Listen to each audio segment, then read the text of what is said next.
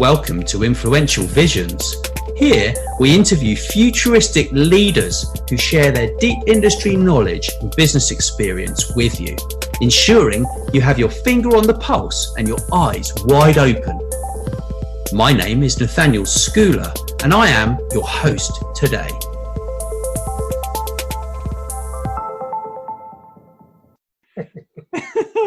Well, hey, John, it's great to speak to you again, buddy. Yeah, he always talking to you is fun. Well, I try and make it fun. At times, it can be frustrating. I realise that. I'm sure, man. I'm sure. It's frustrating. What's up? Being me is frustrating, John. Really? No, not really. I'm kidding. I didn't think so. I was about to say you live the charmed life. You're always in front of some great structures. So.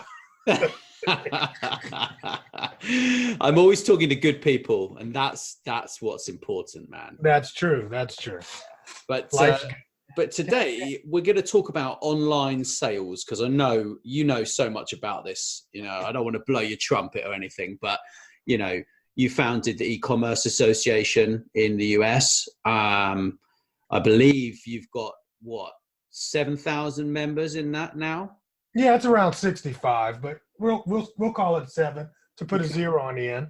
Okay. So it's 7,000. Yep. Yeah, and so the combined turnover of those guys is over $100 million, right? Easy. Yeah. Easy, man. Yeah. And so do they have a various list of kind of shops that they use? So they use Amazon, they use eBay. What else do they kind of sell their stuff through? I mean, pure play e-commerce, that's the big world, man. But also, you know, Facebook is growing very massively. Instagram is growing. So social is the new frontier. Wow. Okay. Yeah. Okay. In terms of online sales, then what do you think about like Alibaba and stuff like that? I mean, Alibaba is ginormous. It is very focused in on the, Southeast Asia area, with the biggest, of course, in China itself. It has tried to kind of make its platform a little bit more open and helping international sellers get to the Chinese market, and that's been a great offer from them. But there's still a lot to getting sold in China. There's still a lot, but they love name brands. So if you have access to that, China's a great market for you. Now, if you're just going to sell your stuff that you already had made in China and try to sell it back to them, not so well. So it's a good place to buy stuff, right? If you want to sell it to the Western market, but for now it is. I mean, there have been some Amazon type businesses that have been upended by some of the taxes and tariffs that have gone on in the last year and a half or 2 years. Really? So yeah, definitely. I mean, here in America, particularly, we are seeing some pressure from the president really trying to negotiate with China for a new deal, and some pushback from China. So there's a little tariff war going on. It's minor right now, but it could get a little bit major. So that's the stability there is kind of in question right this moment. Okay, that's very interesting. So yeah, man. So for people who want to learn more about online sales, where do you start? Well, it depends on what you want to do. I mean, there's two, now I'll say there's three. There's three major plays, right? So the number one play is pure play e-commerce. When I say that, what I mean is creating a store, whether it be a Shopify, a Miva, a BigCommerce, or your own, WooCommerce store. Standalone, not dependent on other people's traffic, but you're driving your own traffic, paying your traffic through, social channels, paid advertising, things like that. That's pure play for me. The other ones are marketplaces. Marketplaces would be something like Amazon, eBay, Etsy, these kind of marketplaces. That's where people actually already exist in their customer base, and you get into that flow of customers simply by launching your product in that space. And then, like I said, I think there's a new hybrid kind of thing coming on where you're able to do social commerce to your e-commerce either landing page or your store. And so one of the things is I think you want to just kind of figure out where your product actually fits best and where your audience is going to best be served by you starting there. So if you're just getting started, I think the one thing you want to do is figure out which area you want to focus in on at the beginning and focus in on that and then expand to others. Okay. So if you're a business and you're looking to increase your online sales, you would begin by what? Like looking at the kind of Google Analytics and this kind of stuff, or where would you begin? That's an interesting question. I would begin at what the problem really is. It's like usually, or if there is a problem, are you just trying to grow more business? Then we would really start looking at where you're at, what your customer needs are, and can you expand into your market deeper? So a lot of people are like, hey, I'm on, one platform or one channel, and I want to double my sales.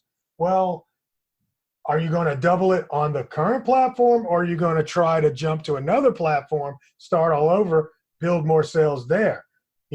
So it's really just about taking an evaluation of where you are, what you want to do, and what are your opportunities. So some clients come to me and they've got a lot of opportunity. They're leaving a lot on the table simply because they don't have a good back end funnel to get more people to buy more. I think CRM, customer relationship management, is an area where a lot of e-commerce people are dropping the ball. It's not about it's like 10 times harder to find a new customer than it is to get an old customer to purchase again. And they don't have the back ends. They're not doing the email follow-ups or, any of that kind of stuff. And that's an easy win for a lot of businesses. So I think if the first thing I would look at is how can I get my customer who's already purchasing from me 2 times a year to purchase 3 times a year? Yeah, that makes a lot of sense. So there are many ways to do that in terms of you communicate with them on email and you just encourage them to buy from you, right? Right. Or, you just give them a lot of good content and then get them to buy from you, because you already know what their purchase history is. You already know what they are possibly interested in. So you can create content around that and then ultimately get something to buy. Okay. So what next?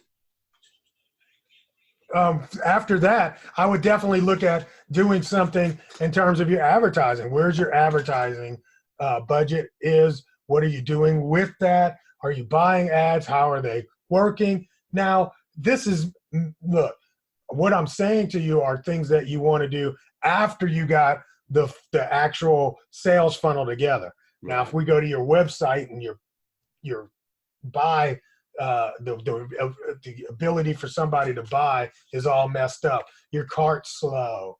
The buttons are in the wrong places or are the wrong colors. All of those things, you want to make sure those things are in order before you put any money into expanding, right? Because there are tweaks, like you said, in your analytics that tell a story that you might be needing to address before you're able to really expand effectively.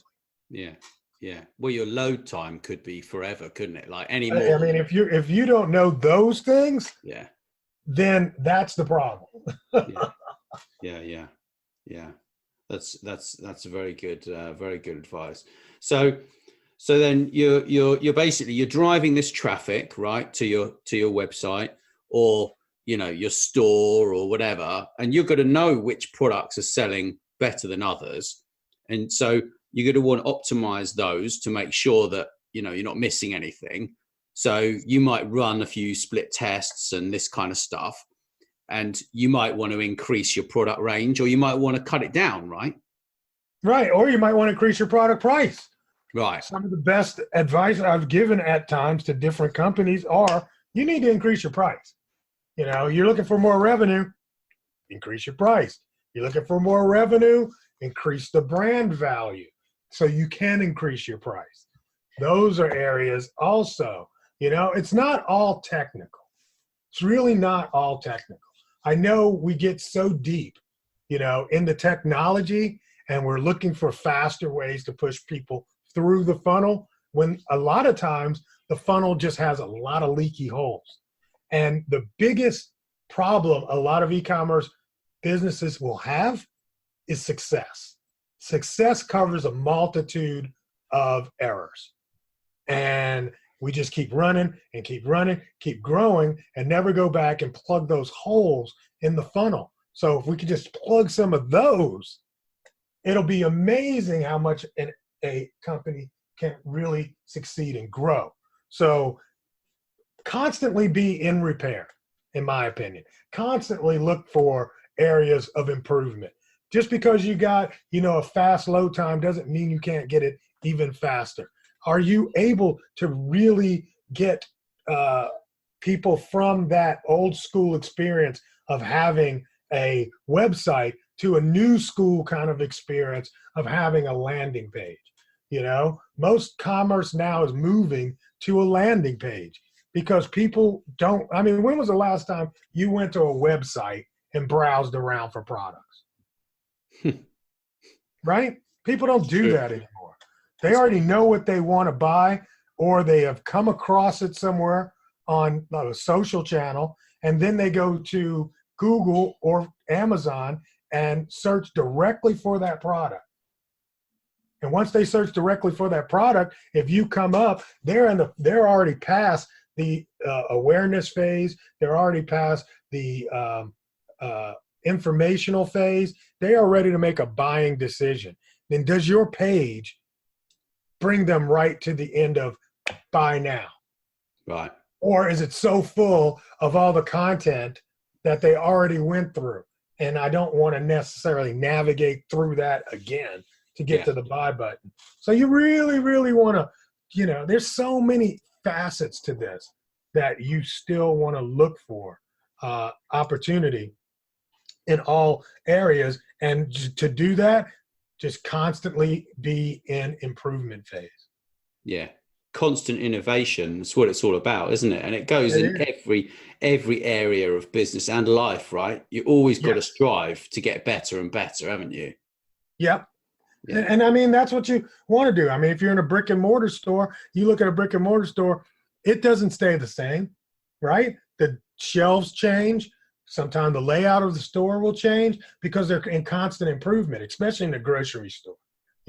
Those things are in constant improvement. They want to know, they set the grocery store up so that your pathway that you go through the store to get the standard, there's a reason why the milk's on one side and the vegetables are on another side. Because if you have to go in and get milk and something like butter, so butter will be at the back, milk will be on the right side, and then on the left-hand side will be all your vegetables, right? That forces you to walk through the entire store. Yeah, that's a very good point. But then don't you think, like, if it's online we're talking about and you can't find products that you bought before really, really easily, you're going to get fed up and you might do something else. They're going to leave. Yeah. They're going to leave. Yeah. Right? Yeah. They're not going to, that's what I'm saying. It's gone from a regular shopping experience of what we used to do in the grocery store, going around aisle to aisle, to a single landing page. By the time I get to your page, more than likely I'm ready to buy the product already. Yeah. Yeah. So that page needs to be laid out so you can just press buy now. You can use your thumbprint if you're on a mobile phone, because traffic's set up for mobile now. And then you can just buy it. It's done, and it gets delivered with minimum hassle, right? Because that's what we all want. I mean, I'll give you an example what happened to me. So I was signing an NDA yesterday, yeah? I'm not going to say what software it was, but I went onto this platform and I uploaded a document, and I was so confused by the NDA and getting someone to actually sign it, right? Getting myself to sign it was a nightmare, yeah? And it was like, if I had the choice, I wouldn't use that piece of software, yeah? But the person who asked me to sign it wanted me to use that piece of tech, right? But like, it was so annoying. It wasted X amount of time of probably wasted 25 minutes of my time. I was supposed to be watching a webinar about assertiveness. I was trying to like get onto that and listen to this webinar, but I didn't make it purely because of that. And I'll never forget it. And no, I'm serious. I'll never forget that experience because it was so frustrating. Yeah. Yes. So, I mean, literally, how can you remove customer frustration has to be at the top of the list for your success online. Yeah. You know, and if it's not simple, people are not going to buy. You're dropping a lot of folks out of the funnel. Oh yeah. But you've got to imagine that you're the customer, haven't you? You've actually got to sit there and pretend that you don't know anything about your technology. You don't know the journey that people are going to take because you don't know how it works. And you need to ask some people to try it out for you. Absolutely. That would be like pretty awesome, wouldn't it? You're not kidding. You'd think. So why not do it? Yeah, exactly. Right? Why not do it? Why not do some customer trials? Why not even get, I mean, if you're SMB, small business, you know, get people in your family to navigate and let you watch. Yeah. There's also software that'll allow you to get people to test your website and tell you what their issues are or where they're clicking. There's also hotspot software that you can install that'll tell you where people are clicking. Maybe they're clicking on an image thinking it's a button and it's not really, you know? So all of those kind of things are out there and available to you to let you have greater understanding about the customer journey on your website. Yeah. It's all about that journey, isn't it? And that's why Amazon are doing so well, because it's so easy. It's just like you go there, you type in what you want, you find it, you search how you want to search, and you just check out. It gets delivered and it's done, and you know it's going to be there. And I don't like Amazon, but nobody does. I don't like them, but I use it, and that's what is so annoying. But here's the deal. Let me ask you, when was the last time you browsed through Amazon? I never browse through Amazon. See, that's the thing. Here it is, the most successful e-commerce company on the planet right now. And what they understand already is that most people are not on that site doing finding. No. They're on that site doing buying. Yeah. Right? It is almost annoying to try to browse Amazon. Yeah. Yeah, it is. But it is. Yeah, but it's a good place. Like if you've decided what product you want, like I want a video camera, right? So I want a video camera, and I've decided the kind of video camera I want and the kind of budget I want to, the money I want to spend, right? So I went on there and I had a look the other day, and I was like, so I browsed like maybe 2 or 3 of. I didn't buy one because I'm not ready yet because I haven't decided what I want yet. But I browsed like 5 or 6. And I worked out the spec that I want and the spec that I need, yeah? And it was a really easy process. It was really super simple. The other day I was walking along, and my friend said to me, you need to buy this salt for your bath, yeah? So I had a look, and I ordered it whilst I was walking along. Within 3 minutes, I had found what I wanted, found the cheapest price with the fastest delivery, clicked with my thumbprint, ordered it, done. And where did you buy it at? On Amazon? On Amazon, yeah. And here's the funny, did you look at any other platform? Nope. See? And that funny thing, you said you found the cheapest, but you probably didn't find the cheapest. You just found the cheapest on Amazon. Yes. And Exactly. that's where people, that's a lot of traffic is doing just that. And Amazon a lot of times is not the cheapest platform. Yeah, I can appreciate that. eBay But is pretty cheap. But Amazon is the most convenient platform. Yes. Yeah. And so customer convenience actually trumps pricing. Oh, I agree. There's nothing worse than browsing on eBay and looking for something. It drives me crazy. Absolutely crazy. You know. And you're not the only one, bro. Yeah. You're not the only one. And so you want to, when we're talking about what we need to do to increase our sales, another one is to increase the convenience. You know, another thing with Amazon is, you know, the promise already. Amazon is a brand. They have a promise. Their promise is you order it and you're a Prime member, it'll get delivered to you in 2 days. And if you don't like it, return it. Right. That's a hell of a promise. Yeah. And that's why we are able to, that's why it's preferential to purchase from these guys. Yeah. I'm not faulting it. I just don't like them. No, that's why I think a lot of people just don't like them, but we use them. Yeah. That's the funny thing. I know. It's really annoying. It's just annoying. It's super annoying. Yeah. Because I'd rather buy from a mum and pop shop. Do you know what I mean? Yes. But if I'm a mom and pop shop, I understand that my competition really is not Amazon. My competition, because they're so far ahead of the game. Yeah. You need to just learn from Amazon versus trying to compete with them. Yeah. But then, so let's take it up a notch and let's go to big business. Yeah. So let's say we've got a big business site. Yeah. You're going to have multiple relationships within that business, right? You're going to have lots of different partnerships. You're going to have agencies. One agency might do your social media. One agency might do your SEO. One might do your on-page optimization. You're going to have tools plugged in there, like loads of tools you can use to check that out and do split tests and this and that, right? So all of this, they are the same principles, aren't they? Except for you are taking it up a notch, aren't you? And you're really spreading your resources out a bit more to check out really what's making the difference. Is that fair to say?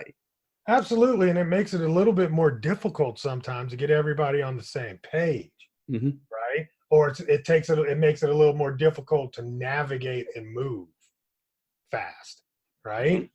So one of the things is you really want to have a good setup where you have a dashboard that you can navigate, make changes on the fly based on what's going on. And that's where things like, you know, IBM Commerce comes into play with their AI, right? Watson Commerce literally is able to look at all of those things from a high-end level and make recommendations. Not to just throw that out there. I mean, there's others that are doing the same thing. But what you really want to be able to do is start looking at your marketplace in real time. Right? Yeah. And I mean, the cloud is so important to us now, because if you have that information in the cloud, everybody throughout the organization and the infrastructure can get to that information. So we don't have all these silos, right? So if I don't know what the marketing team is doing and the merchandising team, then there's a disconnect here. So there has to be communication between those teams so that we can move and everybody be on the same page. Yeah. And just like making some small changes could have like massive results, like just a few words here and there, for example, right? Yeah. I mean, tweaking titles to me is one of the most important things. And I find a lot of large corporation type enterprise level e-commerce are not as adept with that. What they do is they end up taking the manufacturer's title, you know, and description, and just, you know, it's a basic copy and paste. They import that entire CSV file and they're like, yeah, let's go after it. But what they are dropping is the ability to make their product description more unique. So people are not any longer comparing apples to apples. They're comparing apples to oranges. Right. And that's a opportunity for you if you start, making unique titles and optimizing those titles for best search by what people search for versus what the manufacturer calls it. Right. That makes a lot of sense. It makes it more appealing, and it means you could charge more, right? You could possibly charge more, because people are not comparing the apple to the apple, right? We end up using the same product photos, the same titles, and the same description. Well, I think it's the exact same thing. But if you just tweak those a little bit, now I'm looking at something completely different. It's cool. It's great advice. Great advice. So obviously people are going to want to read your book, right? Yeah, they need to read my book, bro. What's your book? What's your book called, bro? It's called Social Commerce, Kick-Ass Social Commerce for Epreneurs, right? And it's available on Amazon, of course. Just look up John Lawson Kick-Ass and you'll find it.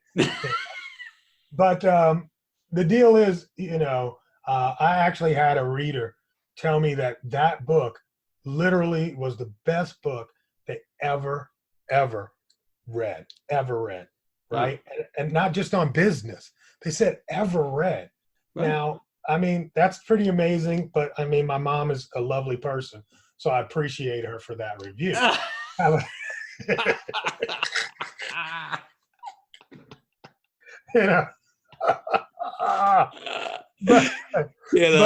in all seriousness, this book will change the way you view selling to customers. It is a social commerce book, but what it starts and stems from is from my travels around the world, where everywhere I go, whether I'm in a first world country or a third world country, you can go to the marketplace. And commerce has always been social, because when you get to the center of town where they're trading goods for money or trading goods for other goods, there's also a coffee shop where you can talk and sit, and there's things that are going on that are social. So all commerce is social. And when you understand that and you read this book, it really opens up a whole new pathway for the way you market to your customers. Yeah. So out of kind of the traffic that you sort of see and the more loyal kind of customers, what's the kind of, like, on average, like, say you've got an e-commerce site, like, what's the kind of customer acquisition sort of thing, like, when it comes to social versus other channels, like, percentage wise, what would you sort of expect in terms of what, like how to get customers? Yeah, I mean, here's the thing. Social, in my opinion, like I said, it's an emerging marketplace in terms of actually selling product there. Mm-hmm. And it's a very unique product that is selling very well there. Things like, supplements or health related stuff or soft educational products. Hard goods, not as well, but it's a fantastic place for you to get awareness. And video on channels like Instagram and Facebook, very cheap way for you to get your product and brand in front of people. Not necessarily just to make the sale there, but to get them brand aware so that when they're ready to make the purchase, they are thinking about your brand versus everything else. So I think that's the best play right now with social media. And the other good play, in my opinion, is really connecting with the audience and finding out. It's a great way to find out how people talk about products that you sell, right? What are the languaging that they're using? What are the questions that they have? What are the issues that they're telling other friends they're having? Or what do they love and like about that product or that experience? And the reason why you can do that, that becomes good fodder for you to put into your descriptions. So I can make a unique description so that it answers to the questions, or in actually improving your product, or being able to compare how much better your product is than the other competitor's product, because they're complaining about X, Y, and Z. And then those become bullet points where I'm like, here's what mine doesn't do.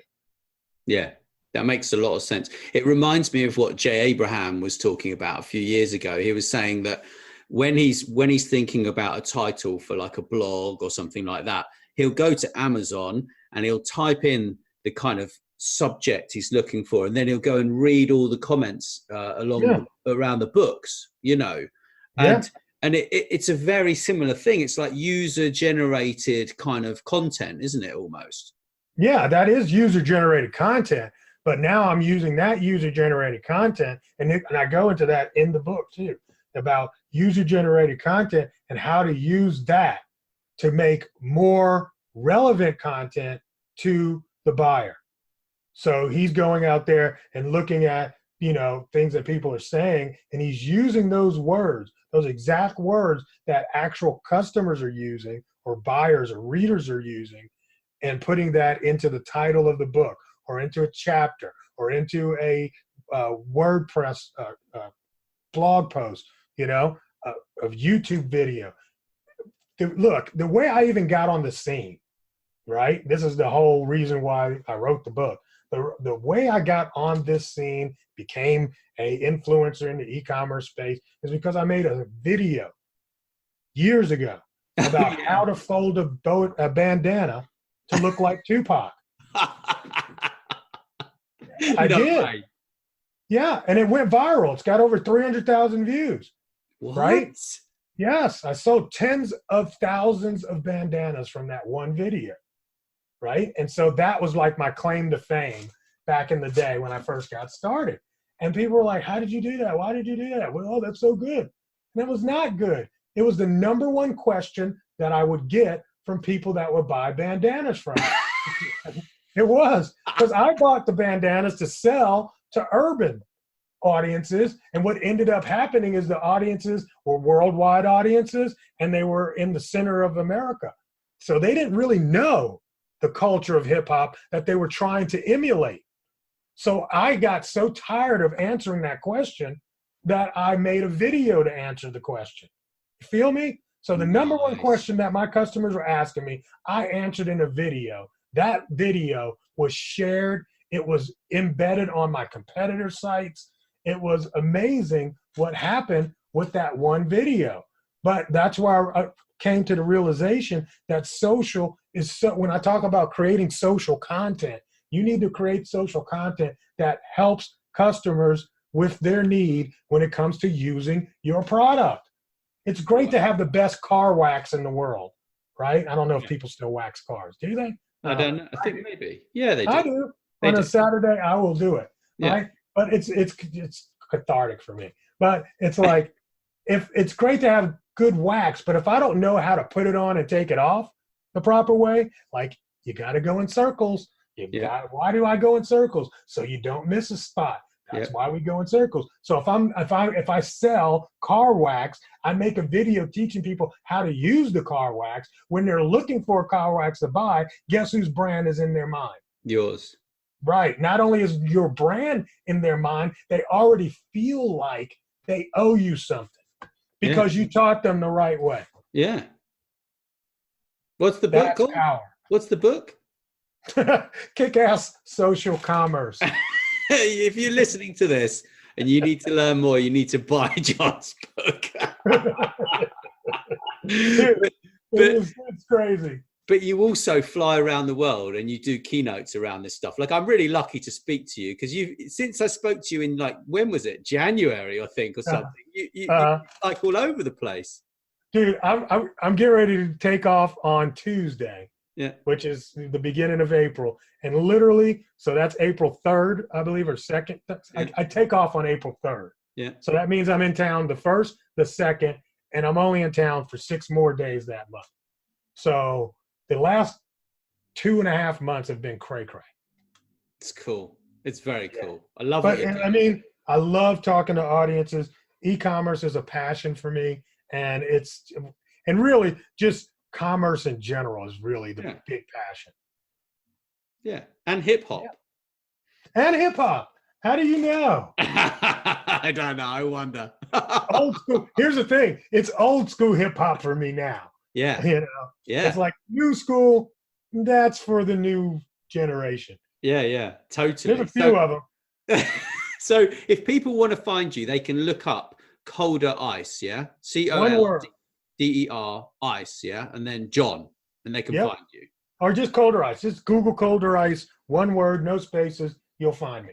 You won't miss me. Or you can go to johnlawson.com. I do have that website. Yay. Woo. Thanks, John. I'll talk to you later, man. Thanks for listening. Please make sure you share this episode with your friends and business connections too. And don't forget to drop us a review wherever you listen. Thank you.